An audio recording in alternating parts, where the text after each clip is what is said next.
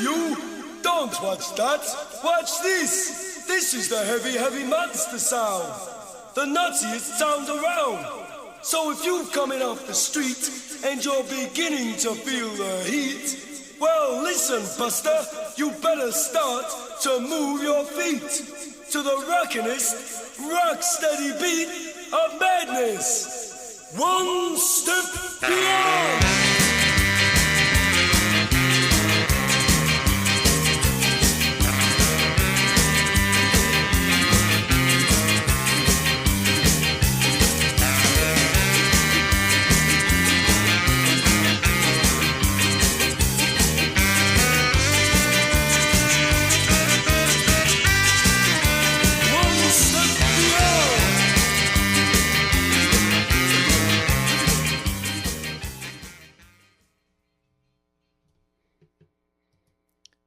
Hey everybody, welcome to the daily update for Wednesday, April 1st, 2026.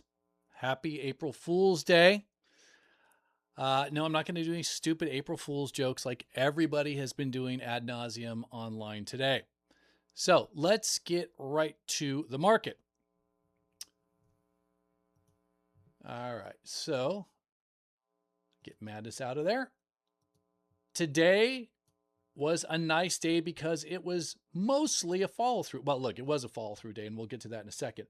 But we had this great break yesterday after this consolidation, this breakout. We saw the spread in the moving averages. The 20 became the limiter, as it often does in a trend up or trend down day.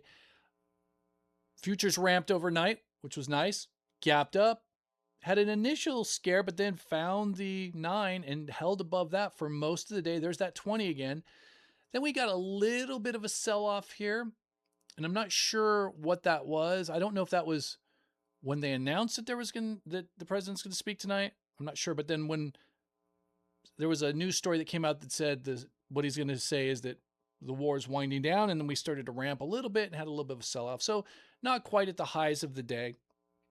Close to the highs of the day. But we'll take it. Let's just, before we get into that. So President's going to talk tonight at 6 p.m. Pacific time, 9 p.m. Eastern time. Everybody's been trying to game what he's going to say.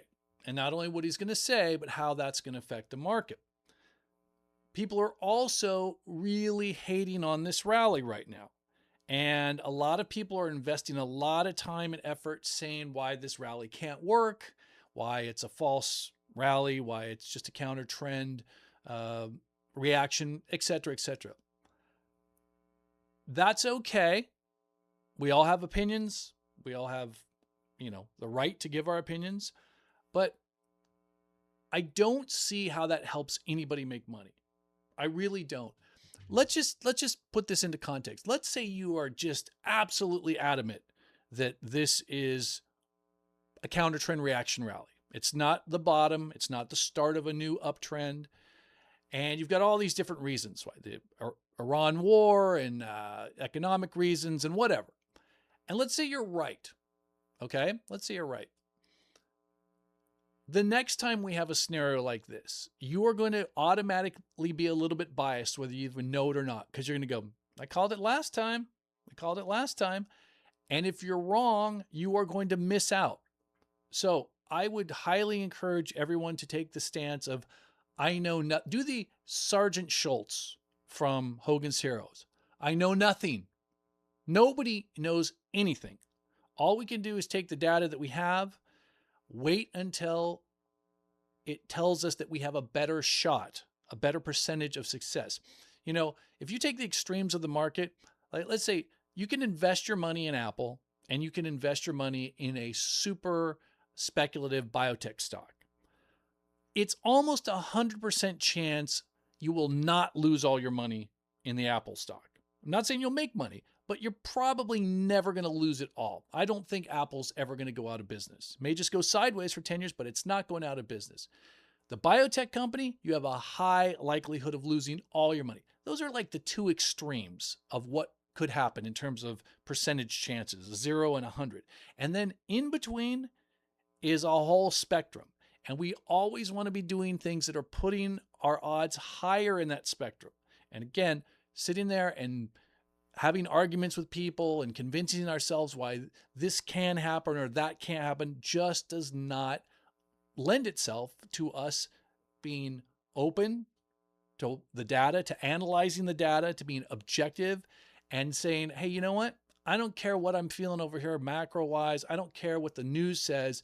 Right now, there's a technical setup that has a pretty good percentage chance of working out. And more importantly, I know where I'm wrong because I can manage my risk. And we don't know what's going to happen in the market after the president speaks tonight, but what we're waiting for right now is that first reaction move after this big pop that we had the last couple of days. We want to see where that settles out. Once we see that, we will be able to manage our risk. We'll know where we are right. We'll know where we are wrong. I'm going to go through a bunch of names I'm looking at right now that are showing really good relative strength that I think are going to be some of our top candidates if and when we get to that spot in the market. So let's go through it all, shall we? Oh, and by the way, don't forget the Saturday cut. This is for everybody, free or paid subscribers. So if you're not yet a subscriber, become a free subscriber. We'd love you to be a paid subscriber so you can take part in everything that the Lund Loop has to offer, including the trading room. But if you're not ready to make that commitment yet, just become a free subscriber and you'll get the Saturday cut. All right.